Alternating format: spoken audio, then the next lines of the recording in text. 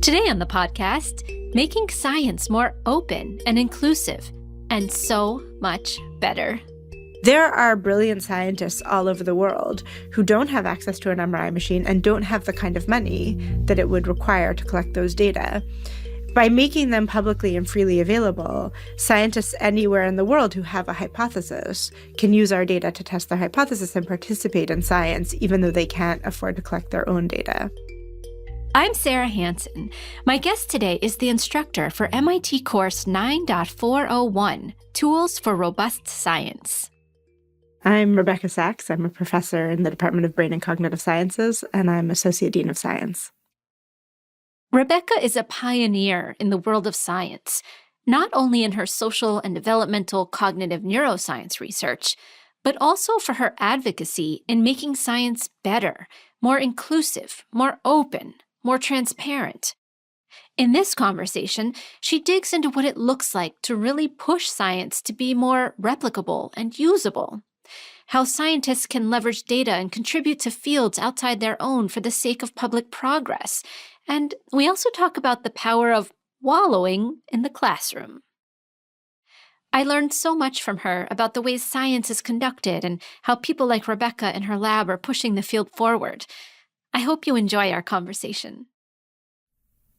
You're the principal investigator at the SaxeLab. As far as I can understand, it's a lab that explores how humans think. I'm wondering if you could elaborate on that and tell us a little bit about what happens in your lab.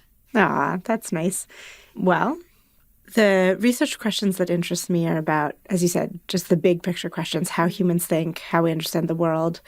I'm especially interested in when the problems we're solving are abstract. So we have to figure things out that we can't see or directly experience. And the kind of example of that is other people, right? Like how other people work, how they think, what makes them do their actions, how we're related to them. That is super important to absolutely everything in our life, but not directly visible, right? So compared to lots of cognitive science that studies how do you see or how do you hear, which is all about processing the information that's coming in through your eyes or through your ears, like processing the structure of the visible or sensory world. I'm interested in processing the structure of the world that's invisible. Wow. And how did you get interested in how we know or think we know how other people are thinking? Like, where did that come from in your life? I'm like, start at the beginning. Well, I think the instinct to understand the world we see in terms of the invisible parts that we don't see, I think I've always wanted to do that. That's always, when I first found out about science, that science was a thing, I thought maybe I wanted to be a chemist because the coolest thing I could imagine is that the physical objects in the world are made of molecules. Like, that's just such a cool idea. Yeah. And then I thought maybe I wanted to be a biologist because our bodies come from DNA. And just isn't it amazing that these tiny things you can't see, the DNA, make the whole thing you can see? Yeah. And then I found out about how thought comes from neurons. And I was like, that's the coolest one. The fact that the experience of our minds, all the thoughts we ever have, that comes from the pattern of spatial and temporal firing of cells in our brains. Just that is the coolest thought ever. So since then, I've wanted to study that, and I went to college to study that, how the mind works in terms of the brain.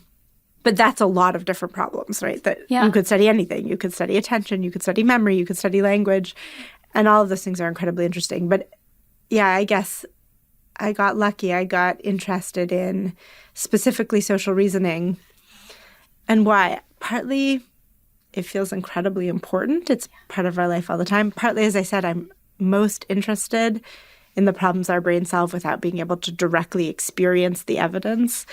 And so partly the reason I do this work is a coincidence or maybe luck.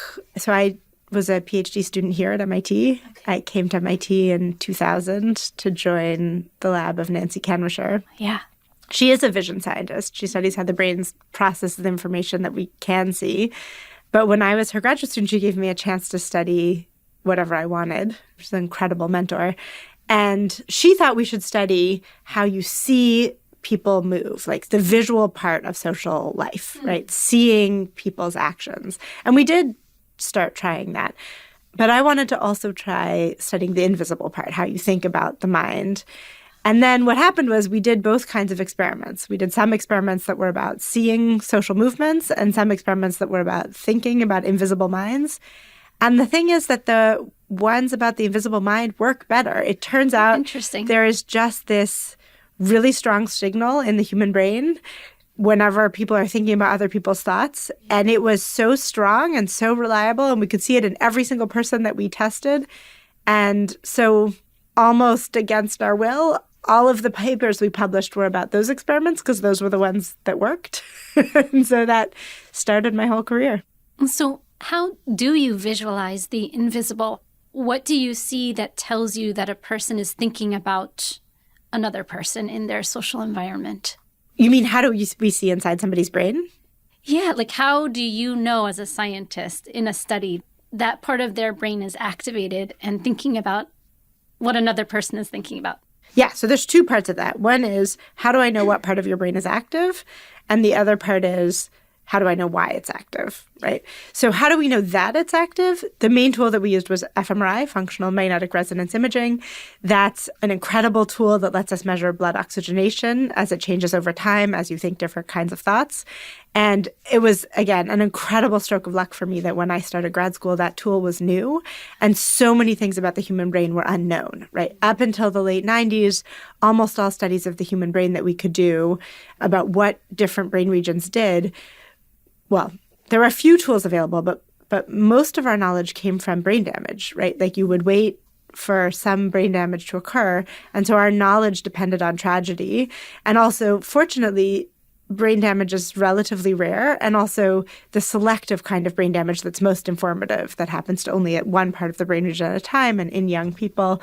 All of that is rare, especially in very young people. So if you want to study development, fortunately, there's not that much focal brain damage in young kids.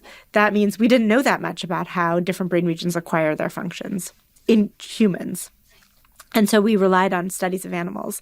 Well, fMRI transformed what was possible, right? And fMRI is a safe and pretty easy way to measure brain activity as people do whatever you want them to do. And the early fMRI studies, again, were about basic sensory functions, looking at images, hearing sounds, tapping your finger.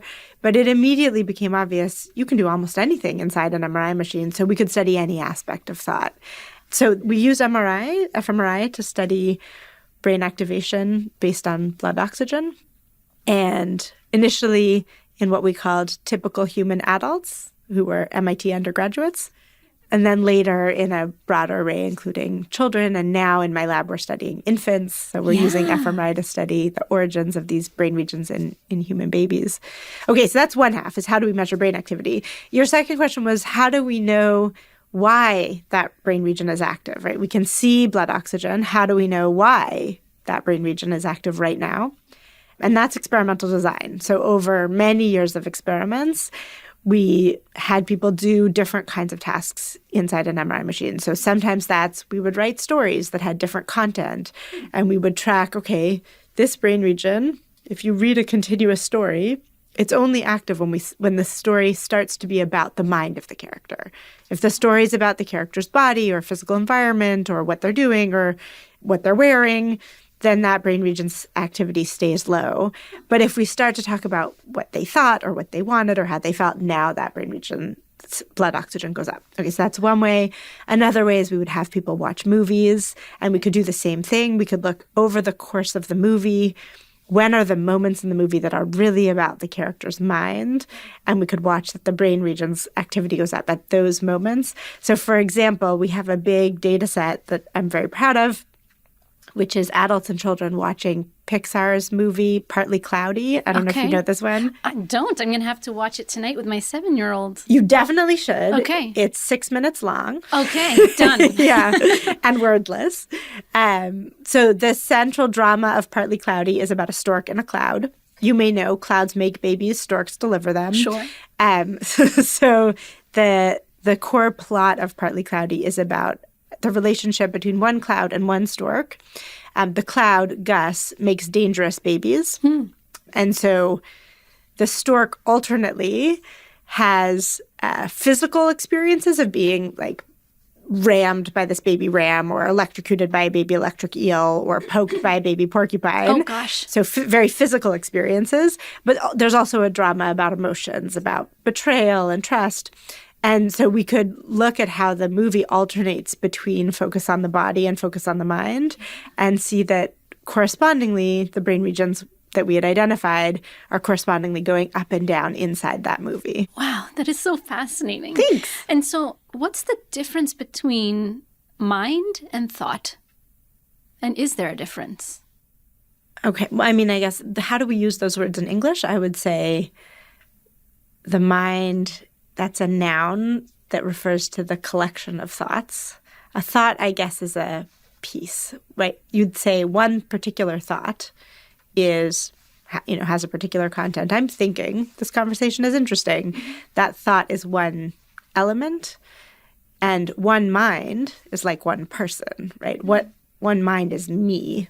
You're another mind, whereas I have many thoughts. Does that help? Yeah, it is interesting. It seems like fundamental, right, to trying to understand other people, right? They're so complex. Yes, right? And so you're right that part of what we study is thinking about minds, that is, thinking about different people and their different minds. And part of what we study is thinking about thoughts in the sense of inside you are many thoughts, and I might need to work out what each of those are to figure out what you're going to do next. Yeah, and that process in and of itself feels like such a scientific playground, right? To like try to figure out how we know those individual thoughts within another person's mind. Like, wow, that could be a lifetime of work. Yeah.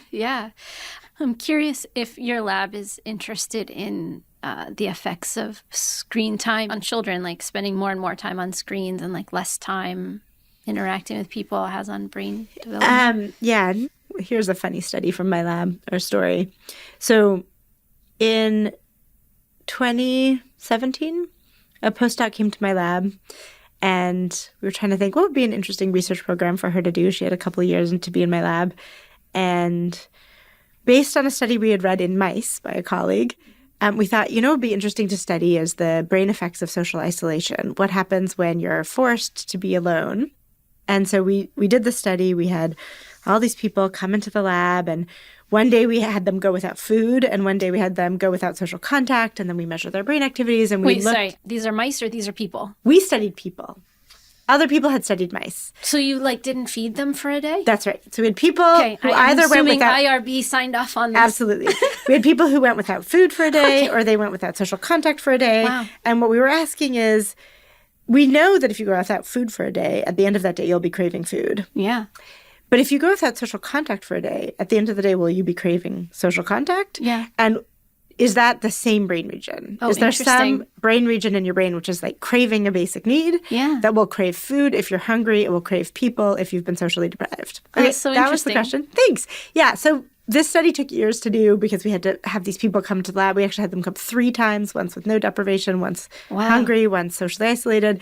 And we had to scan them. And yeah, it was an elaborate paradigm in order to scan them without social contact and so forth. Anyway, it took years. We eventually had all the data. We analyzed them. We found out it is actually, our hypothesis was right. There is a shared brain region that responds when craving, and it responds to food when you're hungry, and people if you're socially isolated. Is it the same region? Same brain region, yeah. I mean, there's lots that's different, but there is one underlying brain region that's the same. Wow. And it's very similar to in mice. So this social need is possibly a conserved feature of being a social animal. Anyway, the point of the story is we got that result in January of 2020. And I remember saying to my postdoc, the main problem with this paper is I don't know what it's about. Like, why will anybody care what the brain effects are of acute social isolation? Like, that's not a thing, right? Like, people study loneliness, chronic isolation, but somebody who has had a rich social life and suddenly, for exogenous reasons, has to be alone against their will, that's not a thing. How are we going to tell anybody why they should care about our results? And in March 2020, I was like, I don't think we have that problem anymore. Wow. That really did happen. Wow.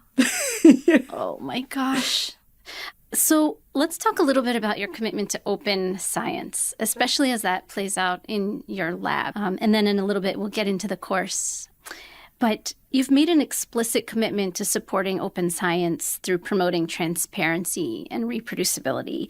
Can you tell us why that commitment is important and what it means in practice in your lab?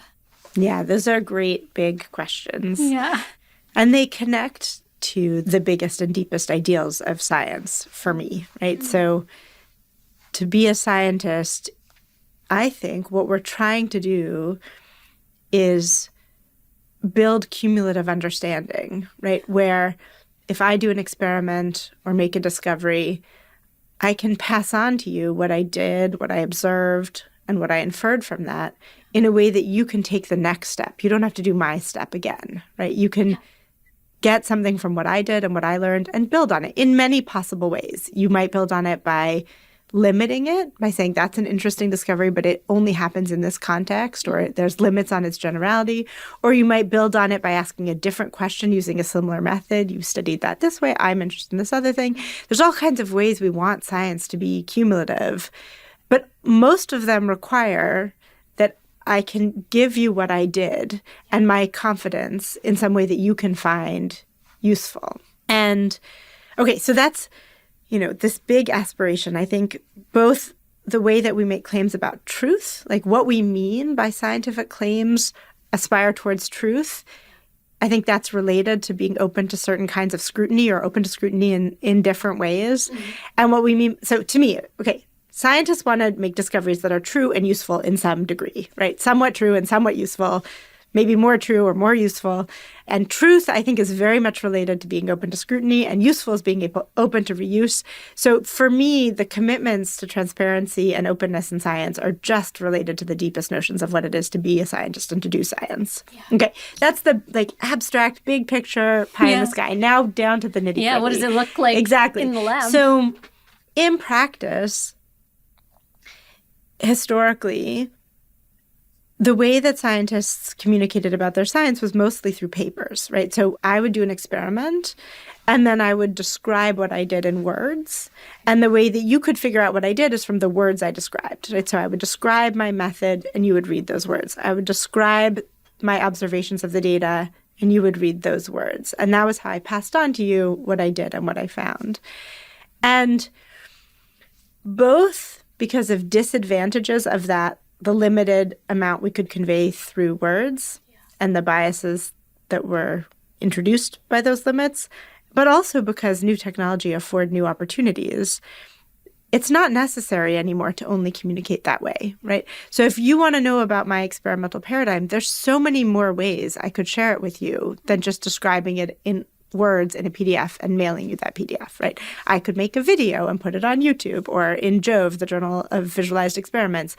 I could make my entire experimental paradigm be code, which I put on GitHub, and then you could rerun it, right? I could build my paradigm in an experimental website like Prolific or Qualtrics or Look It for Kids, and then instead of describing my experiment, I could just give it to you. Here's the experiment. This is the experience that a person in my experiment had. Here it is. And that is such a more direct way to be open to scrutiny. Like, if there's something wrong with my experiment, you will really be able to see it. You don't rely on me having happened to mention it. Yeah, and also facilitates reuse, because now here it is. You could use it yourself or you could redo it. So that's for experimental paradigms. The same is true of data, right? It used to be that we would just describe the results of our experiments. But now, since those data are almost always digital, they could be posted in a repository. And then instead of only whatever tests I thought to do of my data, if the full data are available, you could test whatever you wanted. Again, that means it's open to scrutiny. You could check if I'm right. You could test alternative confounds in my analyses. You could learn from my analyses how to analyze your own data in some way. Or also, maybe there's things in my data I never thought of, right? And so I was telling you, for example, about this data set of children watching this Pixar short. Okay, so a wonderful, amazing, brilliant PhD student in my lab, Hillary Richardson, who now runs her own lab in Edinburgh, she, for 3 years in her PhD, had kids aged 3 to 12 in an MRI machine watching the same Pixar movie. So by the end of that, she had 122 kids who had all watched the same movie but varied in age. At that point, this is a number of years ago now, that data set is incredible, right? There's so many things that you could test in a data set of 122 kids watching the same movie while we record activity. We record simultaneously in every part of their brain. And Hillary and I had a particular question we were interested in about thinking about other minds. But that's not the only thing in these data. Every part of their brain's activity was recorded, right? And so after we had tested our particular question, there were so many other questions you could ask in those data. So here's the choice scientists face, and Hillary faced this, is here's this data set. It took years and many thousands of dollars to acquire. Here's the choice. We could keep those data for ourselves, and when we thought of a question, analyze it and write a paper, and slowly over many years, anything we happen to think of, we could test in our data and publish papers on it. That is, in some sense, the traditional way science worked, right? We collected the data, we own the data, we make all the claims from the data. And some people argued, even at the time, that that would be in Hillary's interest, right? Her professional interest would be in hoarding the data she had collected in order to get out of it as many papers as she could. And she, I think, very bravely thought, there's more scientific good that could come out of these data than I can do by myself. And some of it is on questions that are not my expertise, like vision and all these other domains. And so instead of keeping the data private, she made the data public. And they've been reused dozens of times. They've been downloaded thousands of times. They're in textbooks. They're in training programs for undergraduates learning how to analyze fMRI data, use these data. Literally this morning, I saw on social media a new paper published with a new method that used those same data. That's so exciting. It is. And I just think there's so much potential scientific upside from giving new minds access to ask new questions. And they, it's obviously delightful that with their new method, they confirmed our claims about how the brain develops. That's great. But they also discovered things we would never have thought to ask.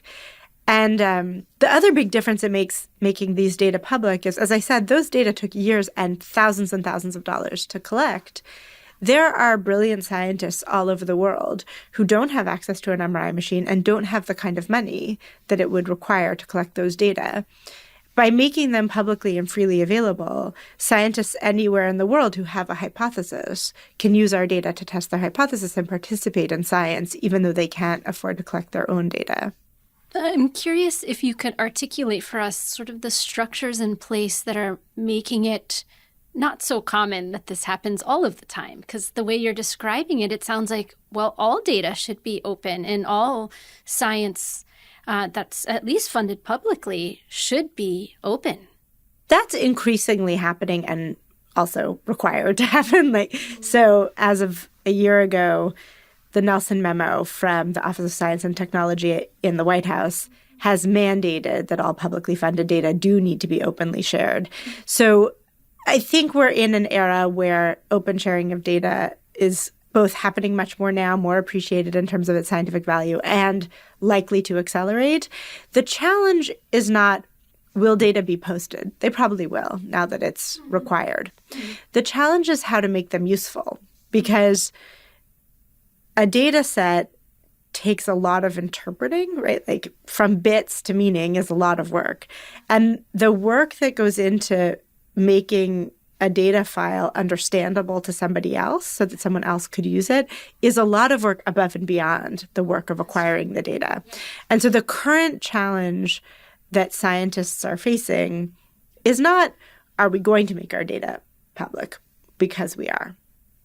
The challenge is, where will the infrastructure and skills come from to ensure that when the data are shared, they are findable and usable? Mm-hmm. I feel like this is a whole new arm of what we mean by science communication that we need to teach undergraduate and graduate students.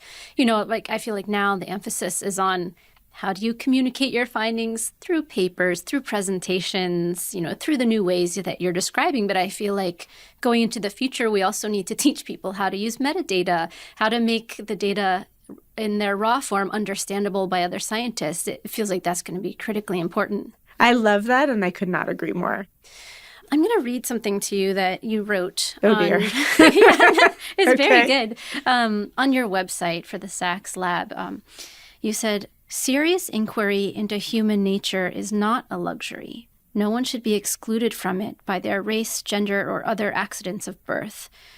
I found that really important. And so I'm wondering how open not only applies to data practices, but also to community practices in your lab, perhaps ways you invite, everybody from the community to participate in learning about mind or participate in studies or in the doing of science. Yeah. I love that you are seeing a connection between open data and open science as a practice for scientists and inclusion and diversity. I think those are deeply related in the sense that, again, as I said, I think when we claim to be making scientific progress, part of what we're saying is these discoveries and ideas, they're good in a way that withstands certain kinds of scrutiny, or they've been subject to certain kinds of scrutiny.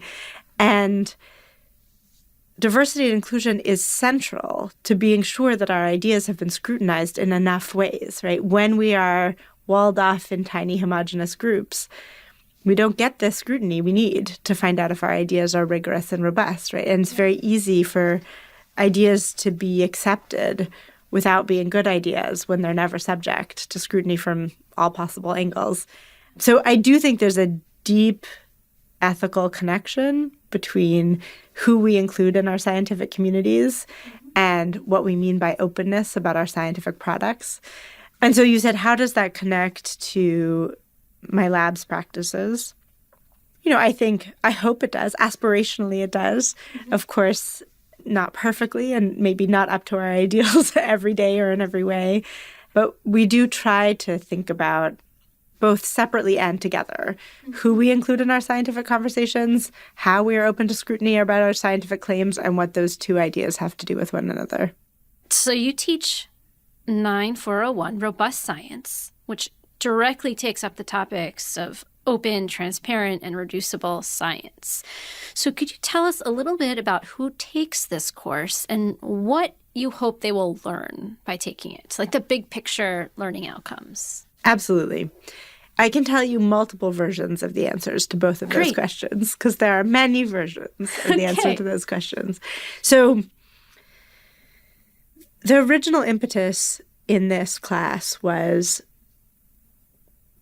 between 5 and 10 years ago, as I was looking at scientific practice as it was then in my field, I saw a lot that was not ideal. I saw a lot of practices that were standard and were viewed as sort of necessary evils, right? Hoarding data or non-reproducible methods, or, people would say, we want better scientific communication, but there's no incentive to do better scientific communication. Or, similarly, diversity and inclusion, something we say we want, but that there was very poor progress on. And specifically in my own fields, looking at cognitive science and cognitive neuroscience, so many papers that didn't have open data, didn't have open methods, had not been pre-registered, and that I thought the rigor of the evidence really suffered for the lack of those practices. At a certain point, it was incredibly depressing to use all of my hard-earned expertise to carefully read a very technical paper and upon careful reflection decide I had no idea if any part of it was true, wow. Right? Because the way that science was communicated just didn't let us rigorously evaluate it. And there was a reproducibility crisis happening where I knew from my own practice. So I should briefly say the class I taught before this was an undergraduate lab class in which we tried to reproduce recently published findings in the psychological literature. So I knew from experience that a large number of recently published findings could not be replicated. And among other things, I also knew that many fMRI studies could not be replicated, that the ways in which we were incentivized to publish our claims were not well aligned with rigorous scrutiny. And it must have been like, what are we even doing here? It was incredibly depressing, to be honest. Yeah, because as I said, many of us become scientists with big ideals about truth and cumulative science and making something useful, and to realize that we were engaged in this activity that produced many papers, but not a lot of reusable findings. It was really depressing, and it led to a deep existential crisis. There was a phase when I had students in my lab, I would say, come to lab meeting with a paper that based on reading it, you're sure would replicate. Like, that's what we were looking for. And we would just read paper after paper and be like, no, I don't think that would replicate. So anyway, we got ourselves very depressed. And we were reading about, the fact that science is not diverse and inclusive, the fact that data are not shared, the fact that findings are not pre-registered and therefore, have all these biases in them. And I just got more and more depressed and nihilist. And then I thought, I can't do this, and I can't teach this way. I can't teach my students or my lab when we leave the room depressed every time. I can't do that anymore. So I resolved to make a class whose form would be every week we would take a topic. We would give serious due consideration to what was wrong, to the ways in which our practices did not live up to our aspirations. And then we would switch and look at tools we could use to make it better. And we would practice using those tools, and we would consider how well they worked, and we would consider what was still needed from those tools to make them better, so that every class would end in a positive mood. Okay, right? so this is not only science, this is self too. At some point recently, I thought, apparently the way I treat my existential crises is through teaching graduate seminars. Okay. I feel like that might be the most academic thing ever. I think so. Yes. Yeah, but it's working. In response to existential need, I teach graduate classes. But you know what? It's so great. It has totally worked. Yes. And it's helping science. It might be helping science, and it's really helping me. Yeah. Because every week we take on a problem and we wallow for the first part of the class. Good. I love wallowing. Yeah. Mm-hmm. We talk about how bad it is. Yeah. And then in the second part of the class, we talk about all the things people are doing to try to make it better and our experience of using those tools. And so we leave every week with new tools and new practices and new ideas for how to make our science better. That's so great. Can we talk about one or two examples of what you wallow over and a strategy that students might leave with? For example, the literature is biased. Yeah. I thought you were going to get there. Yeah. So that is a big one. So in many types of science, and this is definitely true in the kind of science I do. So we'll talk about fMRI again. That's the main tool that I used for the first 15 years of my career.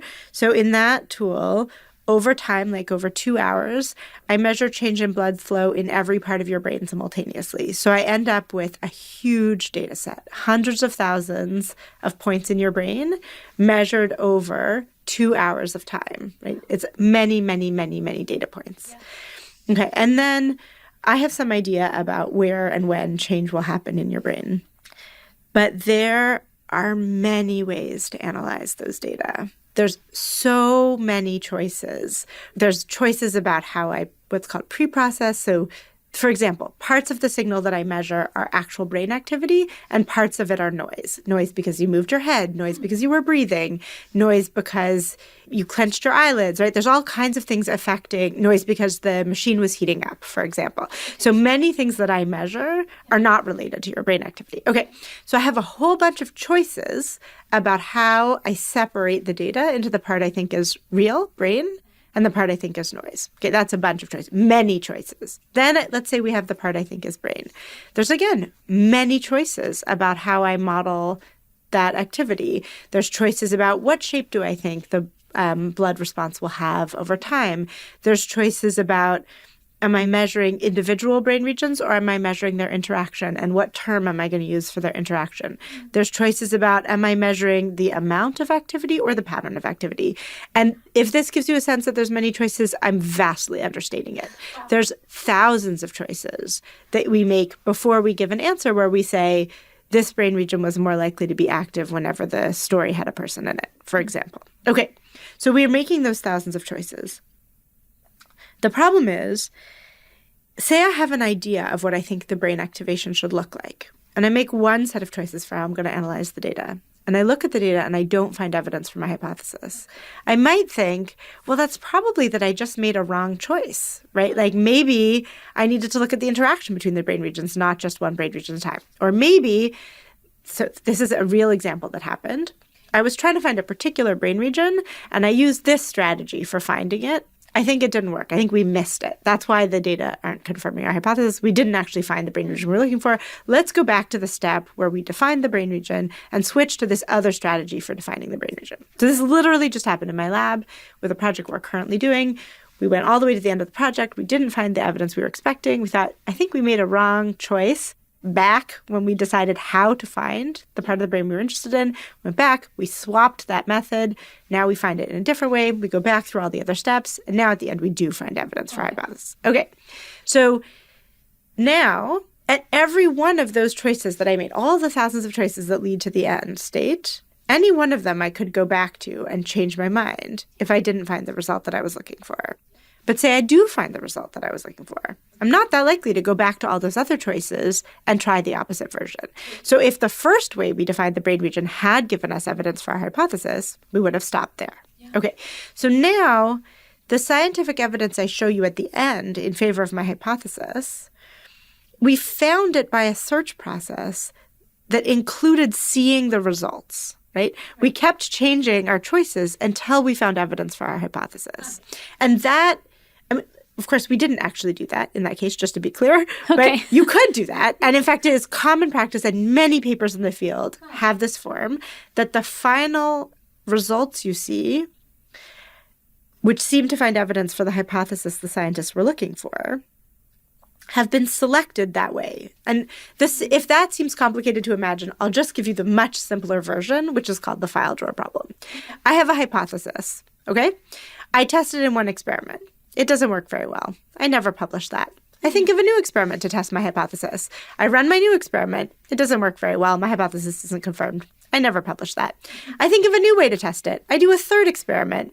Nope, still don't find evidence for my hypothesis. I never publish that. I think of a new way to test my hypothesis. I run a fourth experiment. It comes out exactly the way I expected. Now I publish it. Look, my hypothesis was right. Here are my evidence. This is true. But you don't know about all those 3 prior experiments that I did. Okay, so that's another example of many ways that if we publish the specific path that got us to the answer we were looking for, but we can't be honest about all the other paths we took that didn't give us the answer we were looking for, then what it looks like, and indeed the scientific literature often looks like this, is scientists are always right about our hypotheses. We have a hypothesis, the evidence always confirms it, right?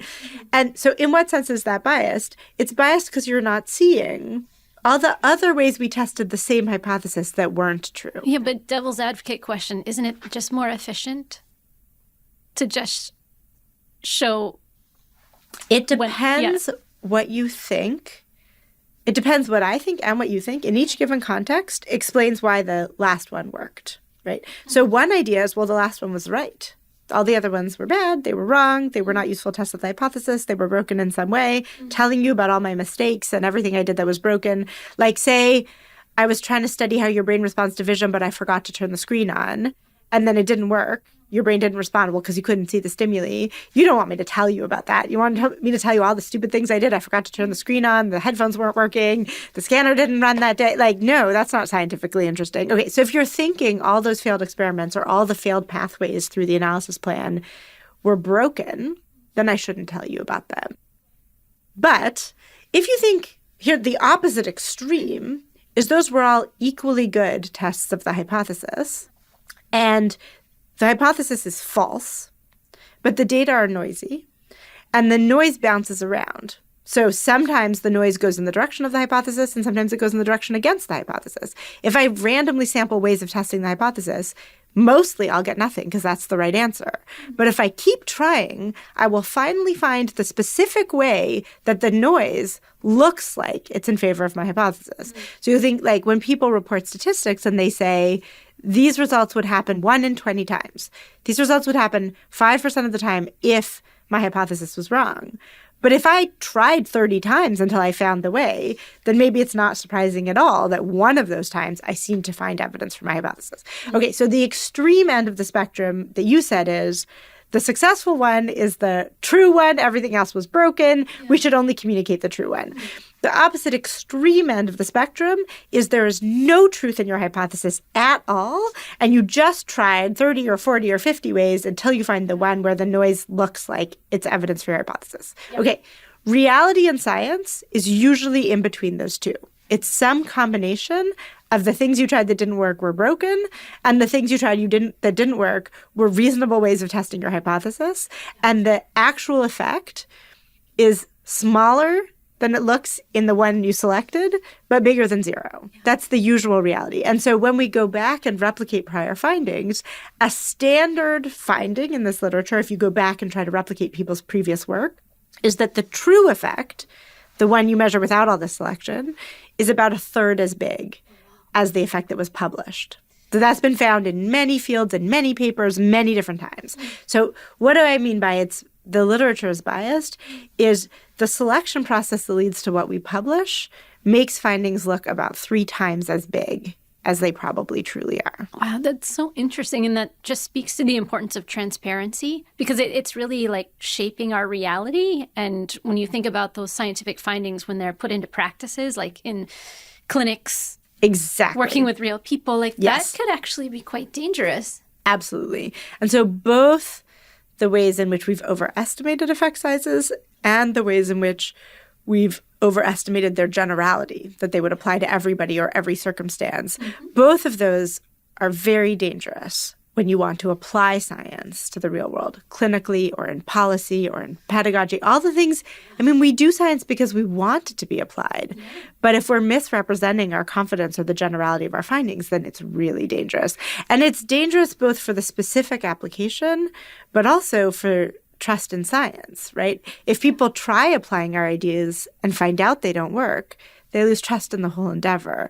And that's devastating for society, right? We need shared trust in science and in scientific institutions because scientific process actually often does yield true and useful results when it's working, right? And those are so important, right? The true things scientists can discover are so important to health and society and industry that undermining trust through misrepresenting the other things we're doing feels incredibly dangerous. Okay, so you asked, that's the wallowing. We just wallowed. Yeah. And I was right there. It's good to wallow. Yeah. And I want my students to wallow because if they don't wallow, they could keep doing the current practices that are not okay. But then once you've wallowed, you don't want to stop there because you just leave depressed and not trusting scientists, and that would be bad. And so then the second half of every class has to be, great, what do we do about it? Okay, let's go. And so in this particular case, for bias, so overestimates of our confidence, there's a whole bunch of different strategies, one of which is called pre-registration. Oh, yes, I was curious about this. I've never heard that term. And you use it quite a bit on your website and in your course. So what is it? So pre-registration is an effort to be explicit in advance about the path you're going to take through your data so that you specify for every choice you're going to make what choice you will make. That way, if you get to the end, you make all those choices the way you planned, and you find the result you hypothesized, then great, that was the test of your hypothesis. But if you had to deviate, that is, if it didn't work that way you planned and you had to go back and make a change, you now can be exactly transparent about every time you did that, how many times you did it, and with respect to what. And so that, when you said, can't we just be perfectly transparent about all those times we went back and changed our minds? Well, part of why we couldn't is that we didn't have a practice of being explicit in advance about what our plans were. And it was incredibly hard to know as we were making those changes, what changes we had made in response to what evidence and how many of them were there. So pre-registration is like a new thing? This hasn't been standard practice forever? Well, it's funny. On the one hand, being explicit about your hypothesis before you test them is, part of the scientific method you get taught in middle school. Yes, I remember that. Yeah. Oh, I hated middle school. But anyway. I know, that's let's have another episode about that. Great. Happy to have an episode about that. But let's do it. Meanwhile, the idea that you could be explicit about your hypothesis in your analysis plans, like, for example, everyone who's ever written a grant saying, here's the science I want to do, they had to do that. They had to say, these are the hypotheses I plan to test. These are the methods I will use. And the oldest version of this that's described as registration or pre-registration in American life sciences research is registry for clinical trials. So that's been a practice for a long time, too, of saying if you're going to do a clinical trial of a drug, you have to say in advance, what's your sampling plan? Who will you test on this drug? How many people will you test? What outcome are you measuring? How will you define success? What's your control condition? That makes sense, yeah. Yeah, except that it turns out when you look back at the practice that the published papers deviate from those registrations in really consequential ways a lot. It's so scary. Like you look back and you see, okay, this drug company said they were going to test the efficacy and safety of this drug with these measures. If you look at their data, if they had done that, they would find the drug is not effective and not safe. But then the published paper has switched measures. No, we decided instead of looking at efficacy after 3 months, we would look at it after 1 week.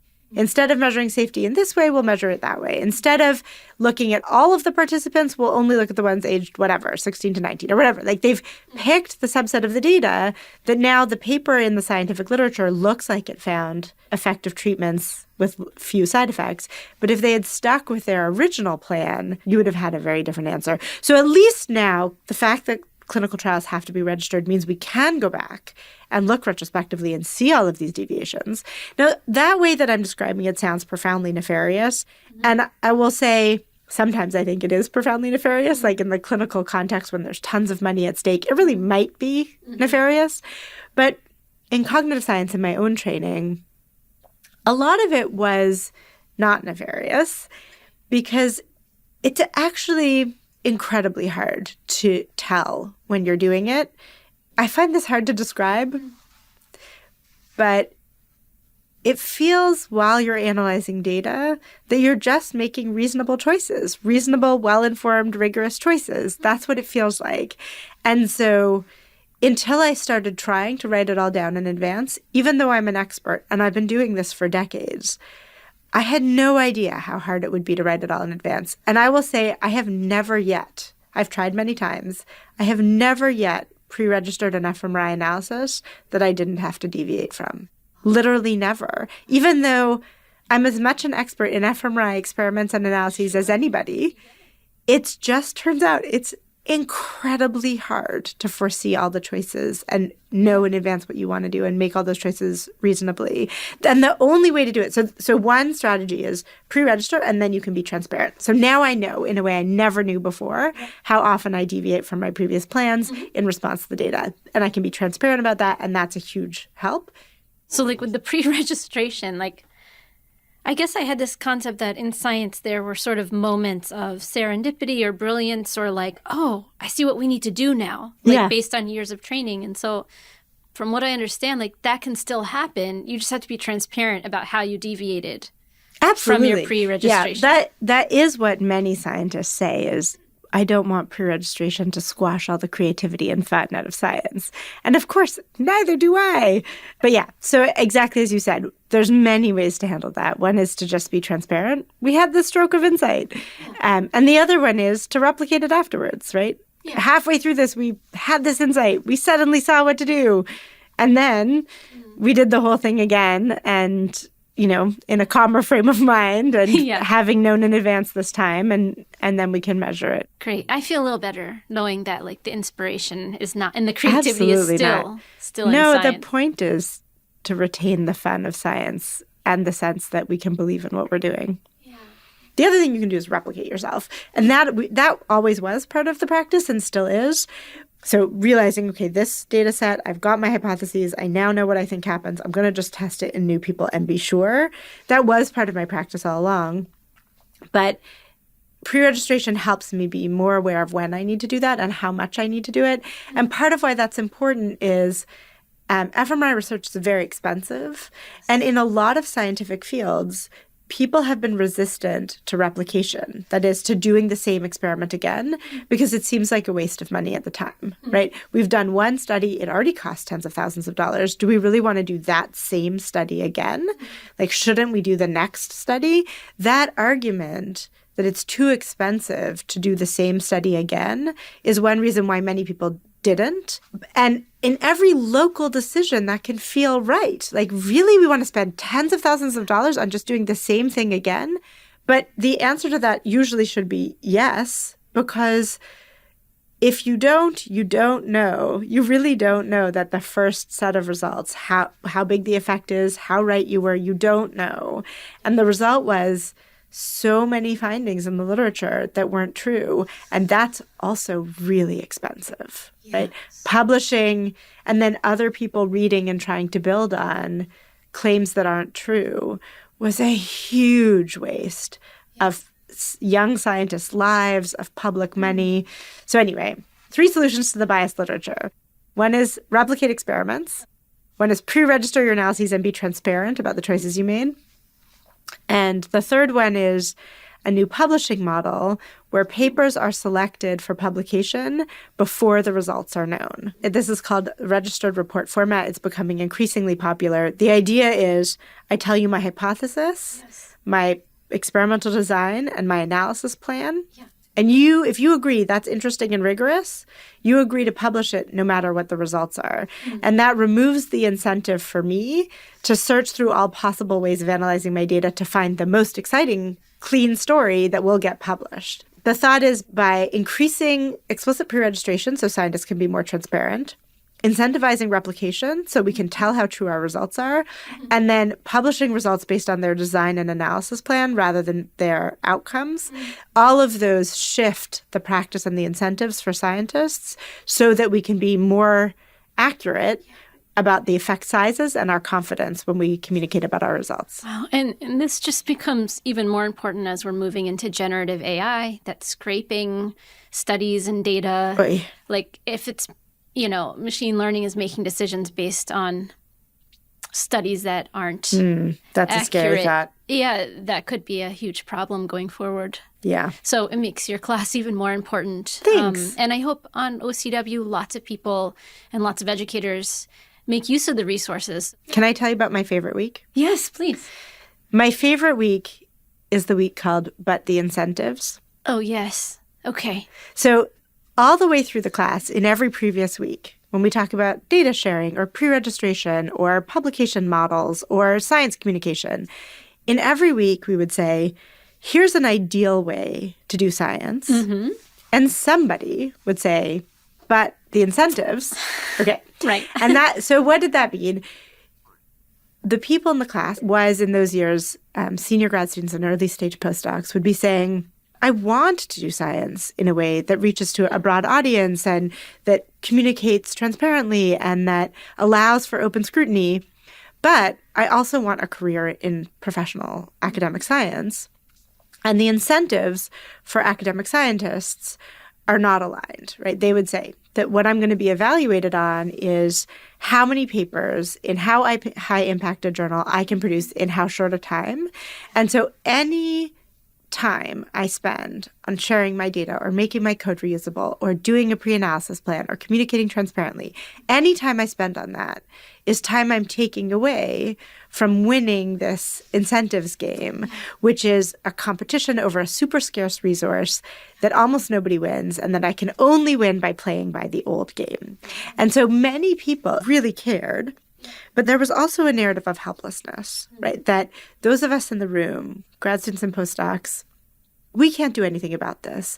The academic incentives, this exogenous thing outside us, the big bad ogres, they control our behavior by incentivizing what we do and what we don't do. And so I figured I had to have a week on the incentives. And like every week, it had to have the same form. That is, the first half would be wallowing, and we would wallow. But in the second half, I had to say, there are things you can do. There are tools we can use. There's practices we can engage in. We can change this. That's the whole premise of the class. You have to leave every week feeling empowered. So it was fun to think about, what would that be? I'm so curious. How do you empower a class on the topic of the incentives? And so I thought about that. Like, what are the tools that constitute the incentives, and how do I empower this room full of people in that context? And so we did a bunch of things. We've done different things in different years. But part of it, as I said, look, the incentives, what is socially valued in science? That's us. That's those of us in the room. What do we socially value? And so we get to decide that, and we get to put it into practice. For example, one of the incentives is who gets hired to prestigious academic departments. My department is a prestigious academic department. So the first year, I assigned my class to read the job ad that was put out for my department that year and propose how they would like to change the language of the job ad so that open science would be welcomed by applicants to that ad. And they made a bunch of proposals, and I took those to my department leadership, and the next year some of that language was in the job ad. It's fantastic. Right? Yeah. This is stuff we can do. Yeah. I love that. Thanks. I mean, I feel better. Great. I feel like I've been through the wallow empowerment cycle now. Like, I can see how this course really week works. After week after week. Yeah, it must be a roller coaster for you, but... It is. Yeah. Well, let's tie it all back to the SaxeLab. Like, what would you like to do to increase the transparency or robustness of science? I know, like, you're doing all you can, but aspirationally, like, what is the next step for your lab to reach this more open level? It's interesting because, I mean, obviously there are many practices that my lab can continuously get better about, and we are trying. Yeah. It's always a trade-off. Yeah. But the main efforts in my life on open science are not in my lab. I mean, as in, I encourage the people in my lab to think about data management and resource sharing and broad communication and, openness to scrutiny. Yeah. We try to think about that. But where I see the biggest potential for change or the biggest need for change is at the institutional levels higher than my lab. So in my department and in the School of Science and at MIT more broadly.